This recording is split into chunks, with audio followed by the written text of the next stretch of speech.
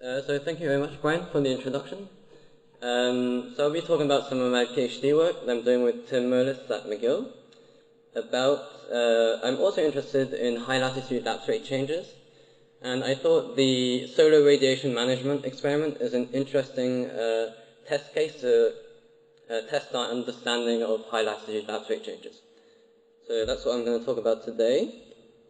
So in CMIP5 models, when you quadruple CO2 and you reduce the insulation by 4%, although that number depends on the model, you get this pattern of warming. So the stifling in the stratosphere indicates that the models disagree a lot on what happens in the stratosphere, but there is a significant polar warming, and so that's what I'm going to try and understand. So the first thing you can say is to look at the forcing structure from CO2 and from reducing the insulation. And so the top of atmosphere forcing from 4 times CO2 is tropically amplified, so roughly 10 watts per meter squared in the tropics and 5 at the poles. But the top of atmosphere forcing from reducing the insulation is even more tropically amplified. So if you add these two together, you get roughly -5 in the tropics and +3 at the poles. And so that could be a reason for why you have this residual polar warming. You just say, well, there's a positive 2A forcing.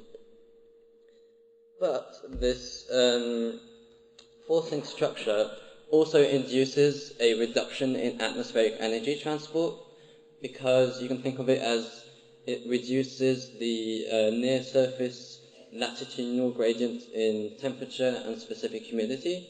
So these two reduce the total moistalic energy transport. And so there's roughly a 2% reduction in moistalic energy flux. So, this is data from CMIP5 models. And you get roughly -0.1 kilowatts reduction in moistalic energy. So really the question is going to be if there is addition of energy from CO2 and decrease in energy from solar, from reduction in insulation and the reduction in atmospheric energy transport convergence, if you think of the Arctic atmosphere as a whole, we want to quantify what the total energy input is into the column and how we end up with this residual polar warming. So to do this, we use a hierarchy of climate models. And so the first one is the CMIP5, which is comprehensive climate models, right? And then in the middle is idealized GCM, so one of the GFDL atmospheric GCM, like slab ocean, aquaplanet. So there's no clouds, no sea ice, and no continents, and no seasonal cycle. And we do the same experiment, so quadruple CO2 and reduce insulation by a bit. And we get a pattern of warming that is not too bad. Again, the CMIP5 models disagree a bit about what happens in the stratosphere, so this warming is not outrageous. And so basically we're going to use the idealized atmospheric model to study more precisely what happens in the Arctic. And so then we move on to a single column model where we replicate what is happening in the idealized GCM. And so to do the single column model, I'm using ClimLab, which is Brian Rose's Python package, which I really recommend. It's great. So this slide is just to show that the idealized GCM does a reasonably good job. So the black line is the surface temperature change from the idealized GCM. And the colors are the different CMIP5 models. And then in this plot is for the vertical structure of temperature change, and same thing. So it looks reasonable, that's the point. And so then we can use this single column model to do some cool things. So we can calculate the temperature kernel from the single column model, and that can help us calculate the CO2 forcing, the solar forcing, and the atmospheric energy transport. And we can also turn each of these forcings individually. So in this plot, what I have in red is the temperature change I get from just increasing CO2.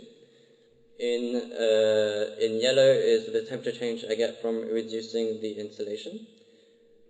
And in purple is the temperature change I get from changing the energy transport. And then I can do them all together and add these three components together. And I get the black line, which is the total warming. And yeah, so yeah, I calculate the forcing for each of the different forcings on that atmospheric column, and I get a total forcing of 0.65 watts per meter squared. Yet the total surface temperature change is 1.1 Kelvin. I think this is the wrong plot, so it's supposed to be 1.1 Kelvin here. Sorry about that. And the lapse rate feedback, which I can calculate using the single column model, is 1.9 watts per meter squared per Kelvin. And so basically, the fact that the total forcing on the atmospheric column is reasonably small, yet we get a relatively large surface temperature change, is due to the fact that the lapse rate feedback is quite destabilizing. So it's 1.9 watts per meter squared per Kelvin. So we can do a simple calculation where we replace the lapse rate feedback that we have here with the CO2 lapse rate feedback, which I calculate using this red curve here. And so the lapse rate feedback of the red curve is 0.8 watts per meter squared per Kelvin. And so you would get a total surface temperature change of 0.4 Kelvin rather than 1.1 Kelvin. So basically all this is to say that the reason that you get a relatively large surface temperature change for a relatively small total forcing is due to the destabilizing lapse rate feedback. So now we have to understand, we're left with trying to understand why the lapse rate feedback in the solar radiation management case is very destabilizing. So the warming from CO2, so here the warming from the three different forcings, and the warming from CO2 is relatively bottom heavy compared to the other two. The structure is more bottom heavy than the other two. So the warming from CO2 is bottom heavy, which I symbolize by this red line. And the cooling from the insulation reduction and energy transport reduction are relatively more vertically homogeneous. So, and that's why you get this very positive lapse rate feedback.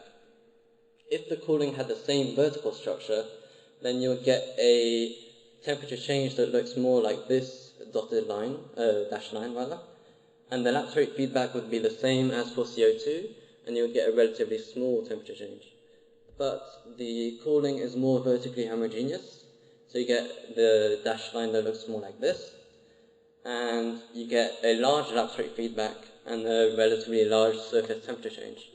Another way to say this is that the fact that the cooling is more vertically homogeneous means that you reduce your OLR faster than you reduce your surface temperature, and so that leads to a large surface temperature change. And so then we're left with explaining why the warming from CO2 is more bottom heavy than the rest. And so to do that, I initially started using Cronin and Janssen's analytic model of the high latitude atmosphere in radiative advective equilibrium. Then realized the reasoning doesn't depend on the fact that there is advection. So I just took a even more simplified version of that model and just got rid of advection. And so it's basically just an analytic radiative equilibrium model. And using this model, we can come to a very simple expression for temperature. It depends just on the surface forcing, Fs, and the total optical, long wave optical depth, which is tau, or tau 0 rather. And so here I'm showing what one sort of temperature change structure looks like in that case. So in black is the control temperature, and in red is the temperature change from increasing the total long wave optical depth, which is similar to increasing CO2. And in the blue is from reducing the insulation. And so you see that same as before, you get more bottom-heavy warming from increasing CO2 than the cooling from reducing insolation. And so then on the right, I'm showing the change in 2 sigma T to the 4. And so in this model, 2 sigma T to the 4 is equal to the total intensity. And intensity is the sum of the upward and downward long-wave radiative flux. But basically, the bottom line is that the CO2 deepens the atmosphere with respect to total long-wave optical depth. So the long-wave radiation is not affected at the TOA, but is affected like in the atmosphere and then at the surface. However, changing the insolation affects the long-wave radiation throughout the atmosphere. And so that's why changing the CO2 gives you more bottom-heavy warming than the other forces. So in conclusion, try to understand why you get some Arctic surface warming when you have when you do solar radiation management experiments. And so we used a hierarchy of climate models. So this idealized model and a single column model. And the bottom line is that the CO2 warming is more bottom heavy, and the cooling from reducing insolation and energy transport is more vertically homogeneous, and that leads to a relatively large lapse rate change, and hence a large surface temperature change. Thank you, and I'm happy to take questions.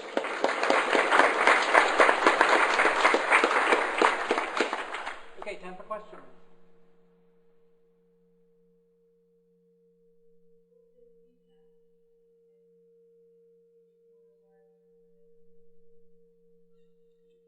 Yeah, that's a good question. I guess that is the case for pole amplification. Can you repeat the question? Oh yeah, the question is what would seasonality do to this fiction?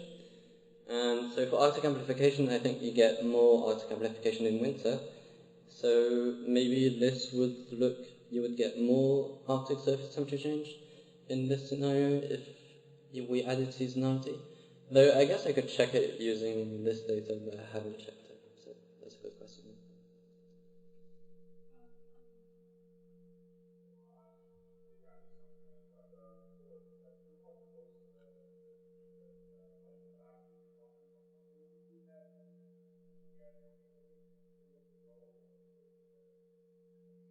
Yeah. So the water vapor does change, but it's very small because the warming here is like 1 Kelvin, and the Arctic atmosphere is very dry.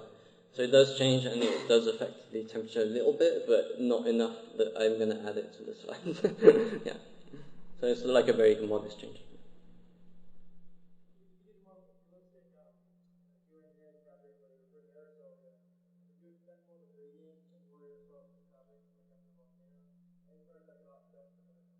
Yeah. So some people have like talked about doing like latitudinally dependent aerosol, like so it's putting more aerosols in the poles. I think that people were talking about.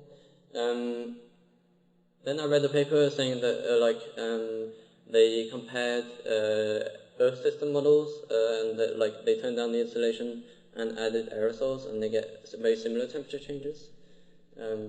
Yeah, I think if you add aerosols at certain latitudes, you get a different result.